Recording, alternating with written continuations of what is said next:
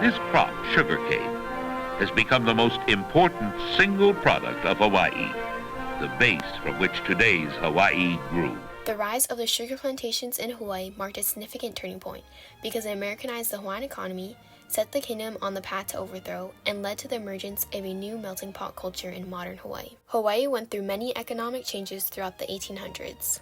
Hawaii's economy was at first primarily based on a subsistence agriculture with a system that divided the lands into ahupua'as, where each person had a role in society. But in the late 1700s, foreigners discovered the islands and brought with them many products, such as guns and iron, and in exchange for these goods, Hawaii traded sandalwood. Once the era of sandalwood slowly came to an end, the whaling industry took over in 1824. This was the main income for Hawaii for about 40 years, until people realized that whaling was killing the whale population too rapidly. After the era of whaling ended, Hawaii's soil and climate was tested to see if the growth of agriculture was possible, and it was deemed perfect for cultivation. At first, the relationship between the foreigners and native Hawaiians were good. They were trading and sharing what they had, but as more traders arrived, it led to the demise of traditional subsistence economy and Hawaiian culture. William Hooper, a 26-year-old from Boston, was sent to Hawaii in 1835 on a mission to make the first successful sugar plantation on Kauai. The sugar industry and the introduction of free-wage labor system forever altered Hawaii's economy and society. As early as the 1820s, the American and British missionaries came to Hawaii trying to convert Hawaiians to Christianity and make profit off the islands. Missionaries would report back to their homelands and spread news about the amazing agricultural potential of Hawaii, which attracted investors. On September 13, 1835, the Latin Company assigned William Hooper on an expedition to dominate agriculture in Hawaii and advance the market economy of the United States into the Pacific. He obtained 980 acres of land for 50 years, and the goal for Hooper and many powerful American investors was to convert Hawaii into a more American society. Their main motives were to establish sugar plantations, annex the islands, use Hawaii as a naval refueling station, and try to convert natives into Christians. After a year in Hawaii, Hooper wrote, "Eventually emancipate the natives from the miserable system of chief labor, and which, if not broken up, will be an effective preventative to the process of civilization, industry, and national prosperity." The tract of land in Koloa was developed for the purpose of breaking up the system aforesaid, or in other words, to serve as an entering wedge to upset the whole system. Strategically, Hooper used Koloa as the entering wedge that would try to split apart the traditional Hawaiian society. Thus, the rise of sugar plantations was a turning point that took away Hawaii's traditional agriculture practices and replaced it with their capitalist systems of plantation economy based on private land ownership and wage labor, which in return removed the native lifestyle of self-sufficiency and made the Hawaiians reliant on the missionaries' pay. The move toward private land ownership in Hawaii continued in 1848 with the Great Mahele Act, which redistributed Hawaiian land. 1/3 went to the government, 1/3 went to the chiefs, and the last third went to the people. Native Hawaiians initially supported the Mahele Act because they believed it would secure land for commoners, but instead only a few parcels were sold to Hawaiians and much of the land was lost to foreigners. This led to foreigners controlling 90% of land by 1893. In 1875, there were a total of 20 sugar plantations, and this number about tripled into 63 plantations by 1888.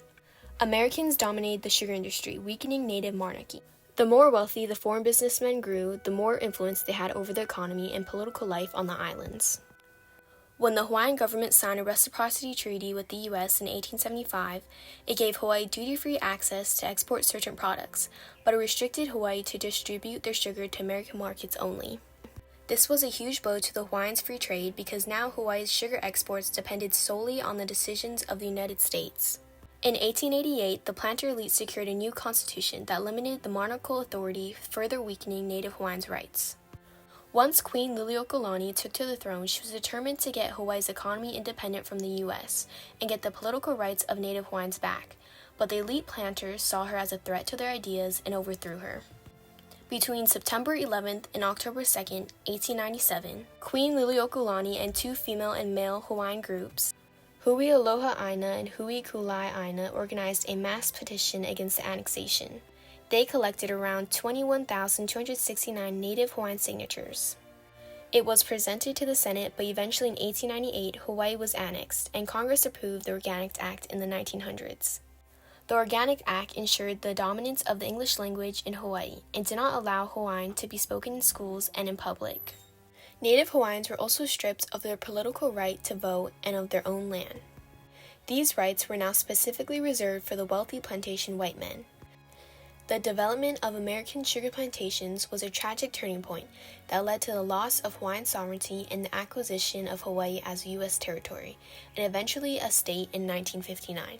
Although Hawaii was undergoing a loss of its native Hawaiian culture, as wealthy sugar plantation owners aimed to transform Hawaii into a more welcoming American destination, simultaneously the influx of immigrant laborers were shaping Hawaii into a diverse melting pot.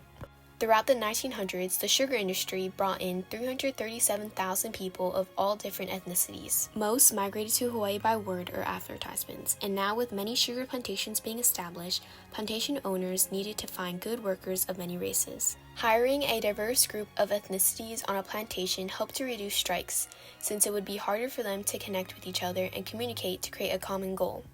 This is a part of the turning point which led to the unique melting pot Hawaii is today.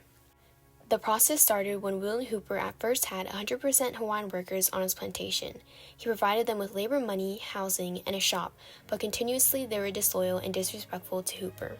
Infuriated, he asked the Atlantic Company to import Chinese laborers, because he saw them as better and more skilled workers than Hawaiians. They were hard workers, but also unreliable since after their labor contracts were done, they either left Hawaii or moved elsewhere on the islands. After the population of Chinese grew rapidly, they brought Japanese laborers. Plantation owners were very cautious of strikes, so they kept adding more diversity to plantations to divide the working population. Many ethnicities were brought to Hawaii such as Portuguese, Korean, African American, Chinese, Japanese, and Filipino laborers. In 1835, Hawaiians made up 97% of the population, but by 1932, only 16% of Hawaiians remained. The diversity in sugar plantation workers caused a mix of unique cultures and beliefs. Each ethnicity brought in their own type of holiday, food, and language. Chinese immigrants introduced Chinese New Year. In the Hawaiian Gazette in 1867, there were reports of explosions from firecrackers throughout the day. Then in 1881, German laborers introduced the Christmas tree. On December 30, 1868, the Hawaiian Gazette stated that the Christmas tree brought by the Germans was gaining popularity. The plantation society was also introduced to a wide variety of food from all around the world. The Chinese brought with them duck and tea from their own country. Germans made potato salad, Portuguese made blood sausages and baked traditional bread, and Koreans introduced pickled kimchi. This helped shape Hawaii into one of the most racially diverse places in the world. Food and cultural traits were not the only thing being shared on plantations. Foreign languages were being mixed together so that the workers could communicate effectively. English was the language of command, but workers continued integrating their own native languages. This is what developed Pidgin English. This was a mix of Japanese, Portuguese, Chinese, and bits of other languages. Soon children identified less with their own ethnicity identity, but more with a local identity. The diverse plantation labor systems in Hawaii attracted immigrants from Japan, China, the Philippines, Korea, Portugal, and African American backgrounds, each bringing their own distinct contributions to local culture.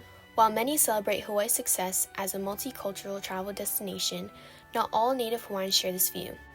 Today, Native Hawaiians are a minority, comprising just 10.56% of the population, with many leaving the state due to the high cost of living and limited job opportunities. Tourism is the largest single source of private capital for Hawaii's economy, and both celebrates and stereotypes Hawaiian culture. Native Hawaiian groups work to protect sacred historical sites and promote a more authentic and sustainable future for these islands.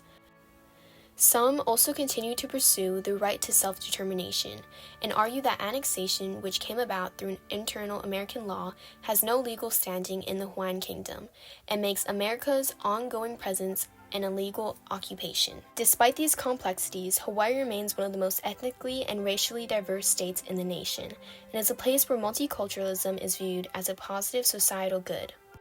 The rise of sugar plantations was a significant turning point that led to annexation and suppression of the expression of native traditions, but it also shaped Hawaii into a melting pot, encouraging openness to diversity and acceptance of blended cultures, making Hawaii unlike any other place in the world. Part Japanese, Hawaiian, some of the boys are Filipinos, Portuguese, all kind of mix you meet here.